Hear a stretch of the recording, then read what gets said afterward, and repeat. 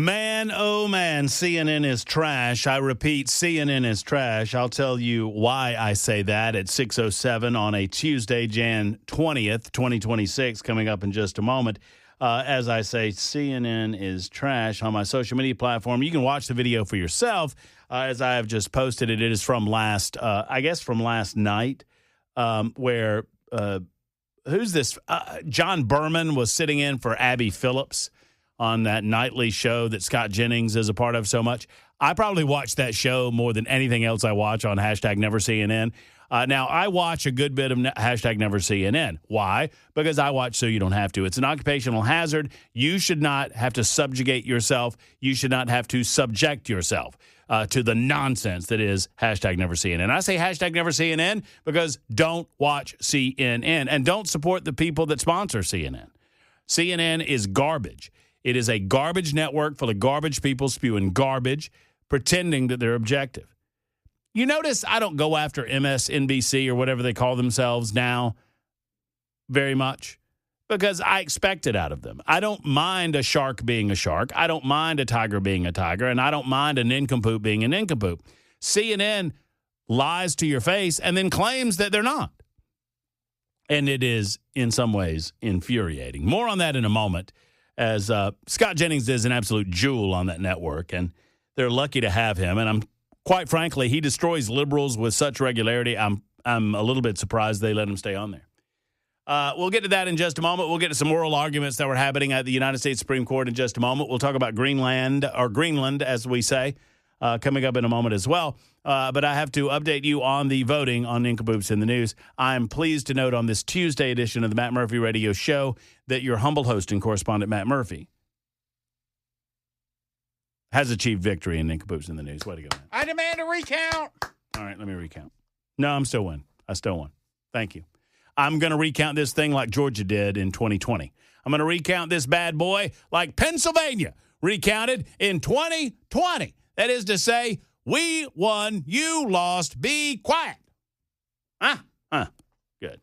All right. Did I say 2025? Oh. Somebody said, it's 2026, and I immediately thought I accidentally said 2025. Why no wireless headphones on Matt? I find wireless headphones to be too bassy. I find any headphone. I used, this is a good question. I was a very snobby. I used Bose headphones for years, the wired variety, and I thought they sounded fabulous. Wired Bose headphones. And what a great warranty on these things. I took them back twice and got new headphones. And I wasn't asking for new headphones. I was just asking for them to fix my headphones that had broken. Because I guess they don't necessarily, they're not accustomed to 4 hours of daily use. So I used Bose for years, and they went completely wireless with their headphones. Yeah, and I don't think we can use. Is there a way to? It would be. You would have to plug in a receiver into the plug. Might have a hair of delay. Yeah. Over what's coming out of your mouth. Yeah, wireless would be tough. I don't think wireless is even an option. For us. Maybe not. Because I use wireless headphones regularly at home, but I don't. I use wired here. I selected these Sonys, and I've used these professional Sonys. They're the 7506s. They're the studio monitor headphones since I left Bose when Bose went completely wireless. And I buy extra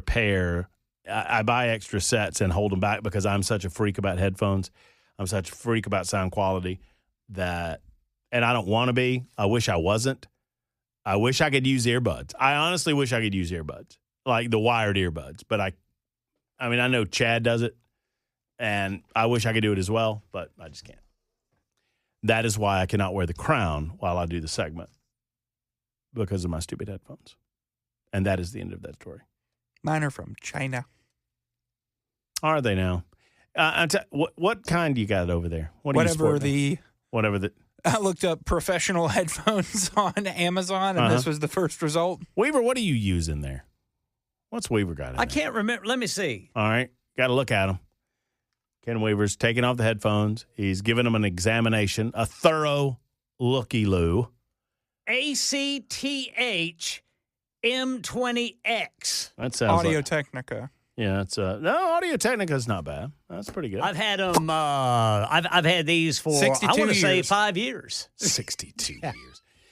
The last set of Sony Pros that I had lasted me a couple of years in Birmingham, and the first 2 years I was here in Nashville, and I had to get new sets because what happens is the ear pads start wearing out and they start flaking off. Well, that's what's going on with these, but they haven't started to flake off yet. Yeah, see, eventually they'll flake off.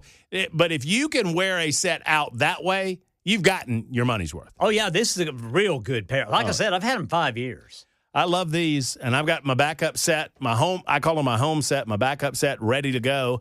And if I have to transfer to a new set, I will go and buy another backup set and have those ready to go. Because that's the way we roll on the Matt Murphy Show. Always ready. Always ready. Sitting on G, waiting on O. You see, Jackson, if you're always ready, you don't have to get ready. You need to think about that when the snow comes, Jackson.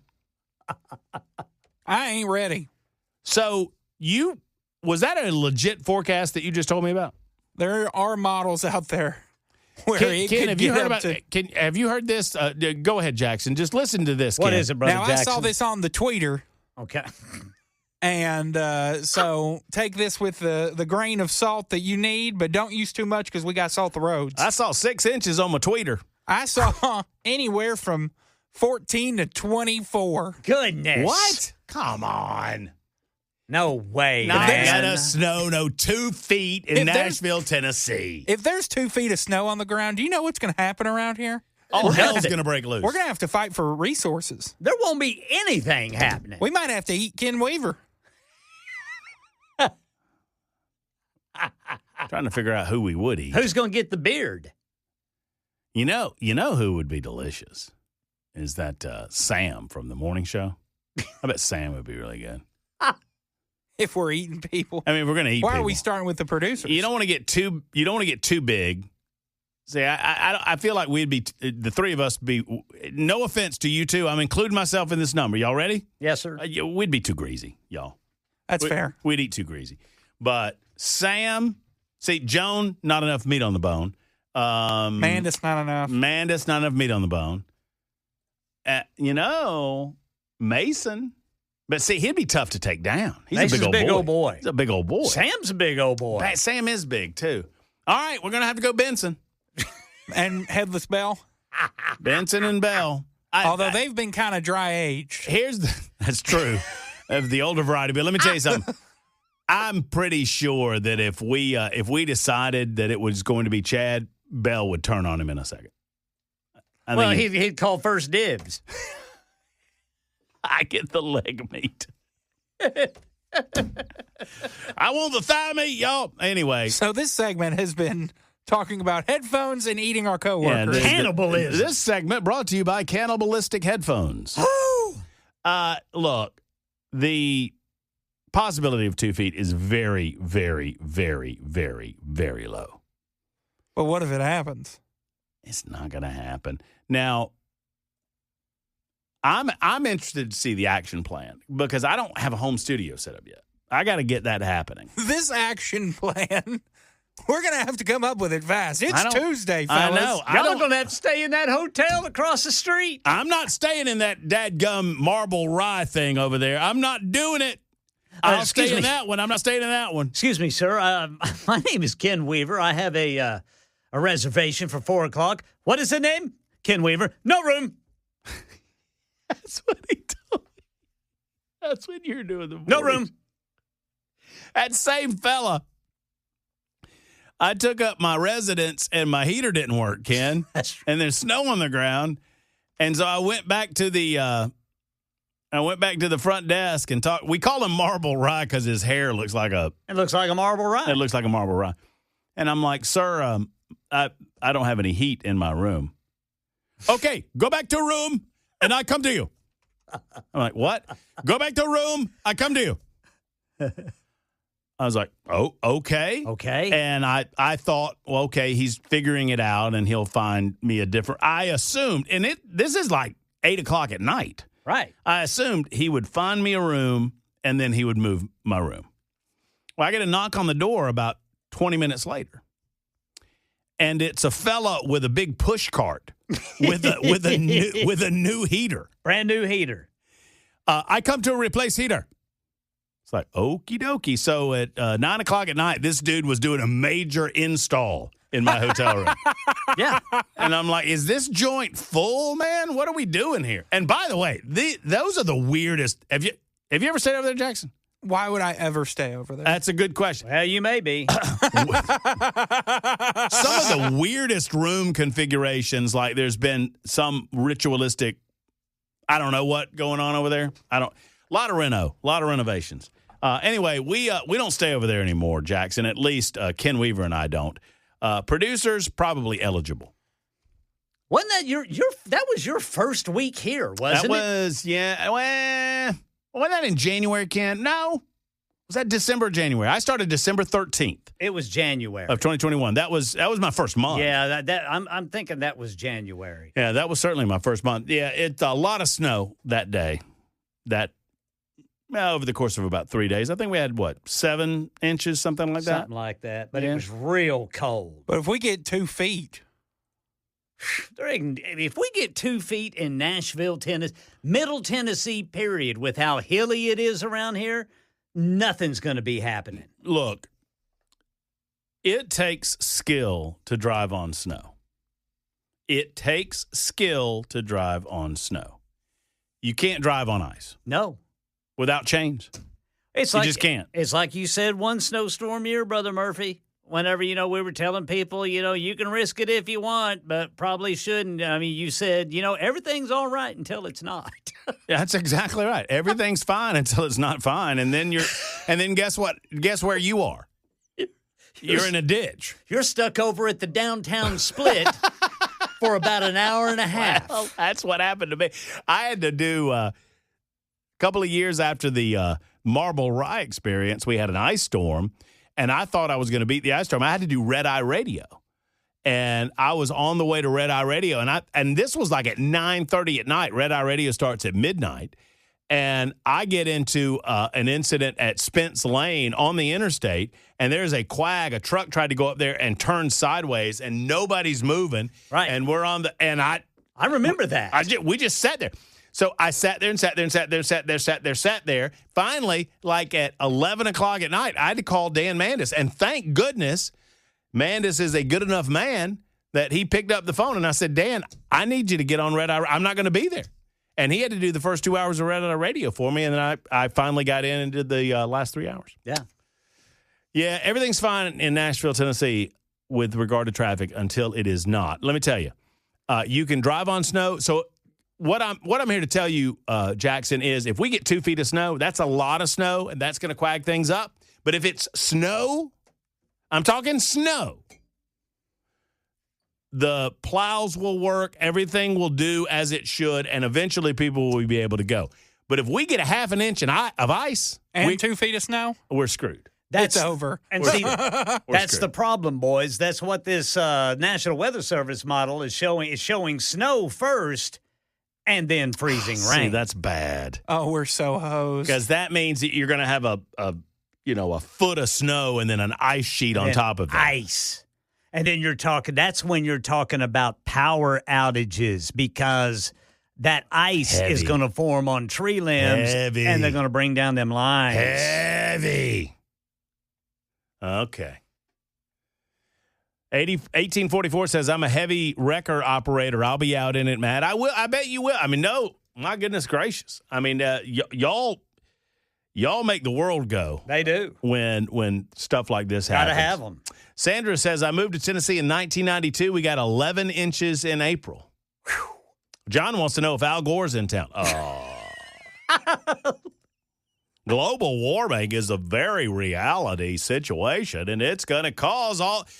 You don't understand. Global warming causes the snow. So does the internet, which he invented. Well, thank you, Ken Weaver. I did invent the internet.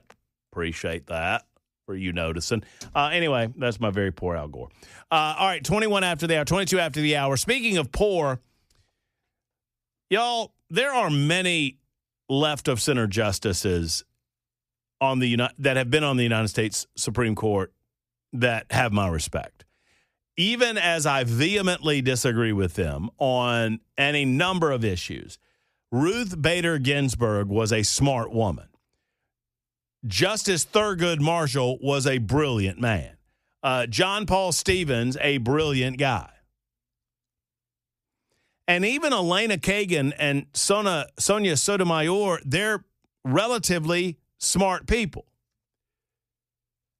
Can I tell you again that Ketanji Brown Jackson is the dumbest person that has ever sat on the United States Supreme Court? And I will share 2 minutes of her stupidity with you in a moment on Super Talk 99.7 WTN. And then there's Don Lemon. Don Lemon now says that all of the people in that church that he infiltrated, and I hope that Don Lemon is arrested. I hope that Don Lemon is perp-walked. I hope that Don Lemon has to defend himself in court. And I'm tired of apologizing for all of this. These people politicize. These people want to put y'all under the jail. These people want to destroy your lives, and they're willing to do that. And I'm sick to death of having to listen to their nonsense. Listen and watch as Don Lemon. I'm pretty sure that there's no cursing in this. He's on this. You'll recognize this woman's face. I don't even know what her name is. She's some left-wing influencer that has BRF or RBF. Which is it, Jackson? Which one do you go with? RBF? RBF. Well, she's very much got RBF. She actually said in one of her podcasts, I saw a clip of it, that if you are a Donald Trump supporter, that your life should be ruined. That if you're a Donald Trump supporter, that everything about your life should be examined and gone over with a fine-tooth comb, and that you should be put in jail. I'm not making that up, by the way. You can look it up. Well, Don Lemon was on her podcast and had this to say about his presence interrupting church services over the weekend. There's a certain degree of entitlement. I think people who are, in the religious groups like that, it's not the type of Christianity that I practice, but I think that they're entitled, and that entitlement comes from a supremacy, a white supremacy. And they think that this country was built for them, that it is a Christian country, when actually we left England because we wanted religious freedom. It's religious freedom, but only if you're a Christian and only if you're a white male, pretty much. And so, yeah, I absolutely 100%, but it's an intimidation tactic. And, I said, I don't understand how I've become the face of it when I was a journalist. I do understand that I'm the biggest name there. And I'm also, as I was on with my producers this morning, you and Kylie talk all the time. My producers were saying, I said, how did I become the face of this? And my producer said, Don, you're a gay black man in America. So Don Lemon is once again suggesting that he can't make it in America because he's gay and black. No, Don, you can't make it in America because you're an idiot. You're not a very smart person. And you did not go into that church. I mean, you walk in under the cloak of journalism, claiming that you are attempting to report on a story, but you don't report on a story. You become an activist. You became an activist in that church, defending the practices of the individuals that were interrupting that service, acting as a disgusting tool for the protesters. So don't come at me with all that nonsense, because that's what it is. It's nonsense. So Don Lemon claims that he's a neutral observer, but then also claims that the congregates that he went in to disrupt have entitlement because of white supremacy. Yet photograph after photograph after photograph after photograph after video after video after video after video of the service shows Asian people and black people and brown people and people of all stripes and shapes and sizes. There aren't just white dudes in there. These folks, they're making no logical sense, and they know it. And Don Lemon seems to be a little bit worried that he's going to get arrested, and he should be. He should be. More on that in a moment, and more from Ketanji Brown Jackson, who somebody said, boy, Murphy, you're retreading material. Justice Jackson again? No show prep becoming commonplace these days? No, 0152. You need to keep up. This is a brand new story. Last week, it was about transgenderism in America and boys playing in girls' sports. This week, it's about the Second Amendment and private property rights. We'll tell you the story, the background, and tell you the clip or air the clip for you on Super Talk 99.7. In an upside-down world in a lot of ways, but let me tell you, friends, I am reminded when I talk to the good people of my newly adopted hometown of Mount Pleasant. I'm reminded when I talk to the good people of the state of Tennessee, even people that don't think exactly like I do, that for the most part, it is good, it is right, we are good, we're okay. Now, sometimes I believe the Civil War that is going to be here at some point is right around the corner. Other times, I believe that we got a little time on our hands. When you watch the mainstream media networks, you'd believe that we're about to blow it up. I hate that, but it's true. CNN is such trash. More on that in a second. Right now, let me get to who's been holding the longest. 1, 2, or 3 there, Jackson? 1, 2, or 3. Number 1. Hello, Beach Hill. How you doing there, Matt? I'm great. I hope you are. I'm doing fine. I just want to let y'all know, back in 1985, in January, I was milking cows down here just south of Cornersville, off of 31A, exit 22 on I-65. It got down to minus 16 degrees. Yikes. And I think, if I'm not mistaken, if you'll check the records, last year we also had an episode where it got doggone down there to 16 degrees below zero, and 2 or 3 weeks later, next thing you know, we're in short pants and T-shirts. The coldest temperature ever recorded in the state of Tennessee was on December 30th, 1917. And it was in Mountain City, negative 32 degrees. Well, yeah, you know, but hold on. I got more. You ready? Yeah. The all-time record in Nashville, Tennessee was on January 21st, 1985. It was negative 17 degrees. See, that was the year I was out here milking cows. I was milking cows, and it was so cold, we couldn't get the doggone propane in the tank to heat up enough to warm the water up to wash the cows down to milk them. Wow. Yeah, I mean, it was bitter. And also, they don't record it, but there was 11 inches of snow and 11 inches of snow and about a half an inch of ice on top of that, and it killed a man. A building went down on him in Pulaski that because of that snow and everything. So if it builds up, be very careful. Be very careful. Well, I'll tell you this, Middle Tennessee is no stranger to significant snowfall, Beach Hill. Thank you for the call. I mean, hopefully we will not be getting cold temperatures like that. But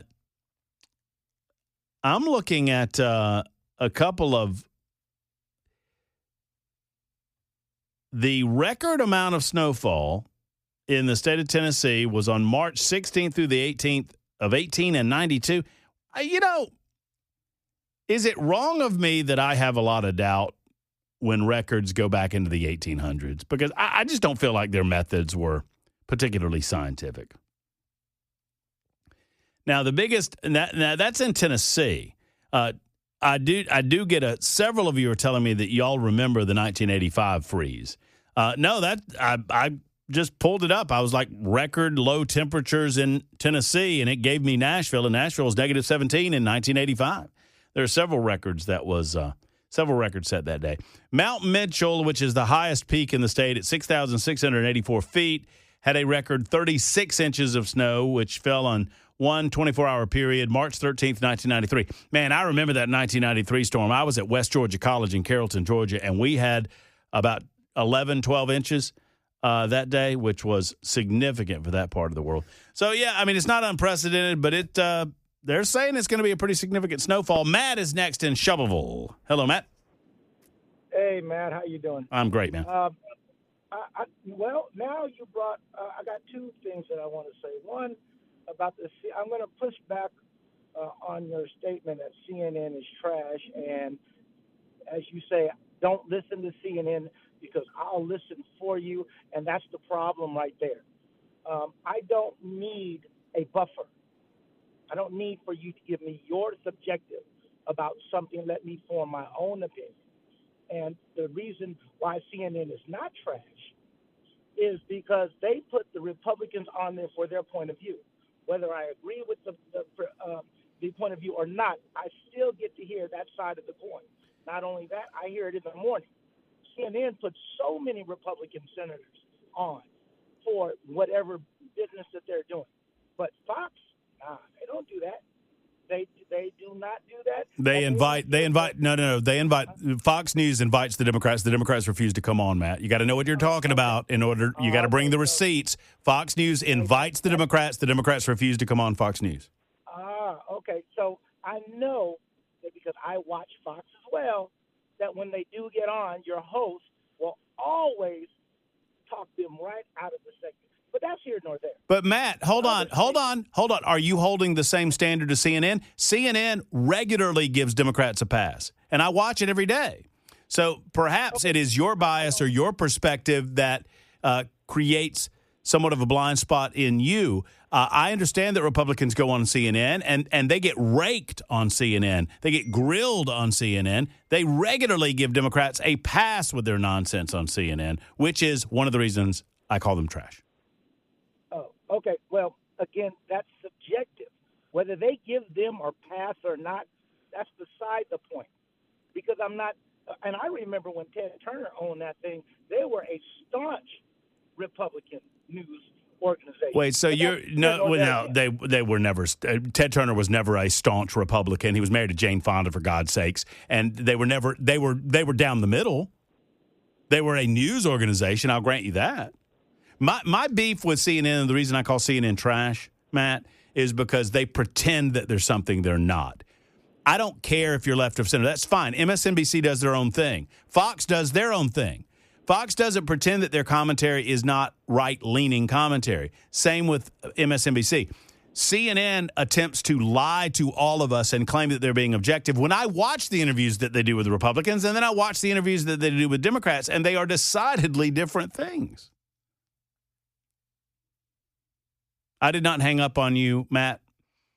So if we lost your signal, you can call back and retort. I appreciate the exchange, but I did not hang up on you. So if you want to call us back, by all means, call us back. Robbie is next up. Hey, Robbie. Hey, Matt. I grew up on that street. I know exactly what street you're talking about. I know the house you're talking about. Sorry, I'm not going to be weird about it. But the sledding hill is a thing. I remember back when I was a kid, we used to, we'd find old car hoods, and we go sledding down that hill. We are so much fun. We're thinking about if the snow comes down in the amounts that they're talking about, we're going to sell hot chocolate, set up in the driveway. No, did you hear my story earlier about my window guy? Yes, sir, I did. Yeah, so for those that missed it, Robbie's referring to this. We had a little window mishap with the painting, and which is all good. It's fine. And my window guy said, man, if it does snow, you're going to see a show. And I'm like, what are you talking about? It's like, well, everybody in Mount Pleasant knows to come up the top of the hill and sled down the hill. Yep. And just so you know, if it gets a little bit cool enough, what we'll do is we'll open up that fire hydrant on the top on the right-hand side. And so it ices over, and then we can go sledding a little bit more. Well, I got the four-wheel drive, so I'll do what I need to do. Well, welcome to Mount Pleasant, buddy. It's a good place. Oh, man. But it's a little redneck, and you'll enjoy it. I love it. I love everything about it. Look, and I said this at the beginning of the show, and just in case she was not listening, I mean, I've met a lot of great people. I mean, my neighbors, Henry and Lisa, are great folk. I haven't met all the neighbors yet. We're just getting in. But the first day that we were there, Miss Stacy came over with a beautiful charcuterie. Man, oh, man, it was just absolutely delicious, number one, and gorgeous, number two. And that just lets you know. I mean, that just sets your heart right that you're in a great place. She came over, found out we were new neighbors. She's lives a couple of streets across the way and brought it over and just gave it to us and said, I'll come get my plates and all that later on. I mean, that is good neighborly love. That's Tennessee living right there, and I absolutely love it. All right, Matt. Matt, I wanted you to finish up. I did not hang up on you, and I wanted to make sure you knew that. But finish up. Go right ahead, sir. No, I lost signal, but make it real quick. That's the problem with our media today is there is 5 minutes of news and 23 minutes and 55 seconds of commentary. That's our problem. We need to turn around and whatever the news is, and keep everybody's opinion to themselves because it's just an opinion. You might not be right. You might be right in certain points and might be wrong in certain points. And everybody is talking like it's gospel. And I just get sick of it. I just really do. But can I? Matt will be able to hear this if I play it for him, won't he? Yeah. Can I play you something to demonstrate? I mean, it kind of illustrates that you're right in certain ways, but that I just want to play this to you.